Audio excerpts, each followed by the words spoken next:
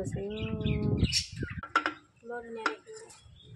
নমস্কাৰ সকলোকে লুকু লাইফষ্টাইলৰ অন্য এটা ভিডিঅ'লৈ আদৰণি জনালোঁ। এয়া ৰাতিপুৱা 10টামান বাজিছে, ভিডিঅ'টো ষ্টাৰ্ট কৰিছোঁ। এতিয়া বৰ্তমান দোকান যাব ওলাইছোঁ।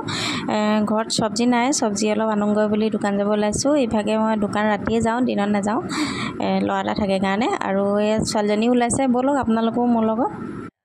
মোতকৈ আগহে বাঢ়িলে, মইহে তাই গৈ ৰৈ আছেগৈ। মই সেই মাৰ লগত কিবা কথা পাতিছিলোঁ। আৰু এইকেইটা ৰাজা দেখিছেনে, এয়া একদম লগ দৰকাৰ নাই আৰু নিজৰ দোকানলৈ নাযায়, চিধা আমাৰ দোকানলৈ গৈছে। আৰু দিনত কাষ্টমাৰ তেনেকৈ দোকানত নহয়, ৰাতি অলপ হয়। আৰু তাইক দোকানতে থ'লোঁ, থৈ মই পাচলি ল'বলৈ আহিলোঁ। এয়া পাচলি দোকান, সিহঁতৰ খুৰাকৰে দোকান হয়। তাৰপৰাই এতিয়া মই কিবাকিবি অলপ লৈ ল'ম। আৰু পাচলিবোৰ দেখিলে কোনটো লওঁ কোনটো নলওঁ লাগে, একদম ফ্ৰেছ লাগে। কিন্তু ঘৰলৈ নিয়া মাত্ৰকে চেছ। আৰু মোৰ পাচলি লোৱা হৈ গ'ল। সেই মানুহজনো আহি তাই আকৌ আমাৰ দোকানৰ পৰা আহি সেয়া বাপেকৰ ওচৰত বহি আছেহি। আৰু এতিয়া তাই দৈ খাই হেনো, দৈ এটা নহ'লে তাই নাযায়। সিহঁতৰ দোকানত নাই, আকৌ আমাৰ দোকানৰ পৰা এয়া দৈ এটা আনিছোঁ। আৰু এয়া তাইক লৈ এতিয়া মই ঘৰলৈ যাম। আৰু ভাত ৰান্ধিবও আছে। এয়া আহি দোকানৰ পৰা পালেহি। আৰু বস্তুখিনি সামৰি সুতৰি শাক পাচলিখিনি কাটি মেলি লওঁ, তাৰপাছত ভাত ৰান্ধিম। আৰু যিহে পাচলিৰ দাম, তাৰপৰা কলমৌ শাক এমুঠি দেখি তাকে লৈ আহিলোঁ। আজি কলমৌ শাকেই ৰান্ধিম। আৰু চাই যাব মই কলমৌ শাক কিদৰে ৰান্ধোঁ, আপোনালোককো দেখুৱাম। আৰু বস্তুখিনি সেয়া সামৰি সুতৰি লৈছোঁ। এজনীক ঘৰলৈ পঠিয়াইছিলোঁ, আকৌ আহিলেগৈ দেখিছেনে। তাৰপৰা এয়া মই ৰান্ধিবৰ কাৰণে আহি গ'লোঁ। পাচলি সেয়া কাটি ল'লোঁ, কলমৌ শাক মই এতিয়া এয়া ভাজিম। আৰু দাইলত দি বনাম। দাইলখিনি আগতীয়াকৈ সেয়া কুকাৰত বইল কৰি ল'লোঁ। আৰু টমেটো এটা দি লৈছিলোঁ, সেইটো সেয়া ইয়াতে দি ল'ম। ভালদৰে ভাজি ল'লোঁ। আৰু তাৰপিছত এয়া দাইলখিনি দি পেলাই তেল মাৰি ল'ম। আৰু লগতে কঁঠাল গুটি দুটামানো দি দিছিলোঁ, আছিলে, তাৰ লগতে দি দিছোঁ।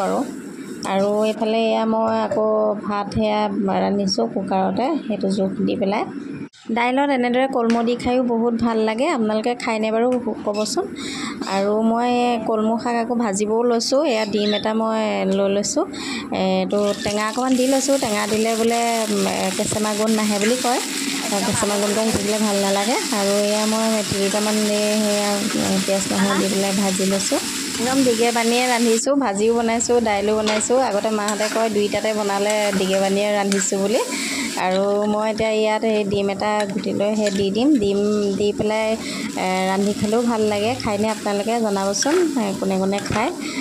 খুব টেষ্টি হয় এনেদৰে খালেও। আৰু কলমৌখিনিও এনেদৰে দুইটা ভাজিতে ব্যৱহাৰ কৰাৰ কাৰণটো হ'ল থৈ দিলে বেয়া হৈ যাব। আৰু লগতে অকণমান এয়া কঁঠাল গুটি পিটিকাও কৰিলোঁ।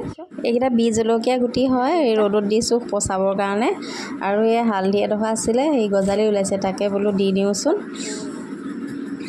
এজোপা আকৌ এই ফুলৰ গছ, আৰু এজোপা নৰসিংহ হৈছে। আৰু এজোপা কি পকমৌ বুলি কয় যে, আগতে সৰুতে খোৱা মনত আছে। বোলো হ'ব বুলি থৈ দিছিলোঁ, কিন্তু লেৰেলি গ'ল। আৰু সেই পোকবোৰ কিনো গোটেই কামুৰি পেলালে।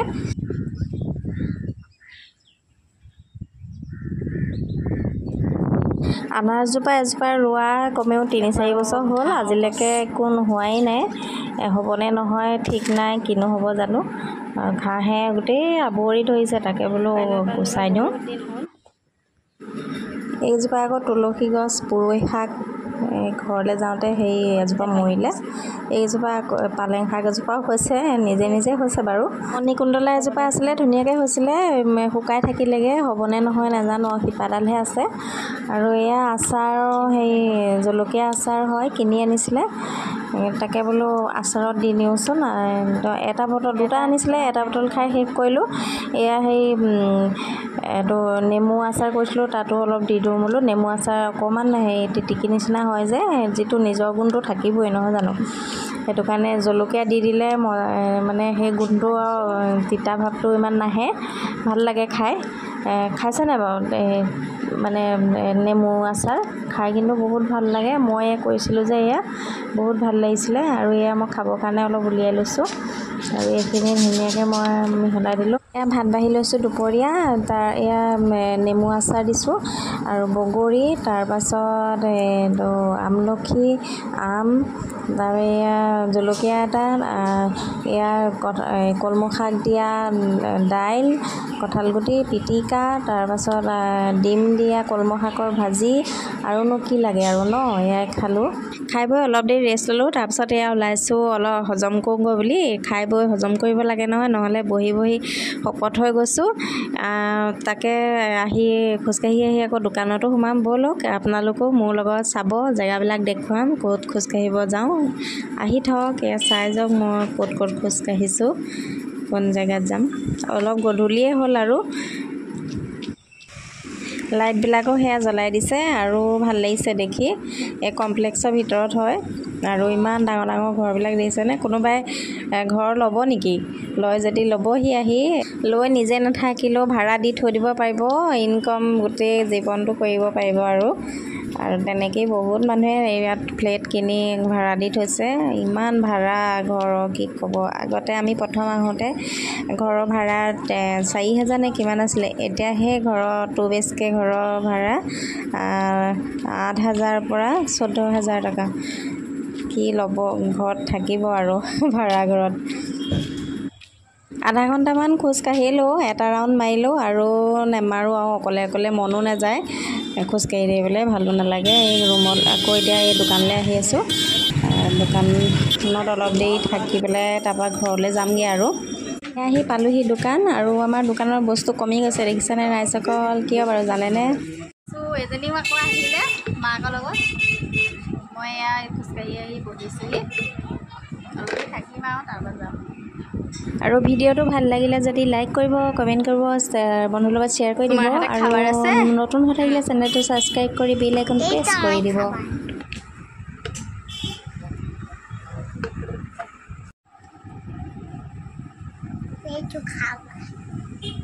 এইটো তুমি খাবা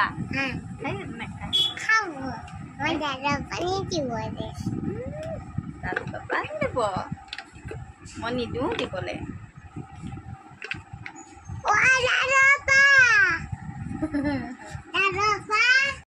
তাৰপিছত এয়াই আছিলে আজি ভিডিঅ' আৰু এটা নতুন ভিডিঅ' সৈতে আকৌ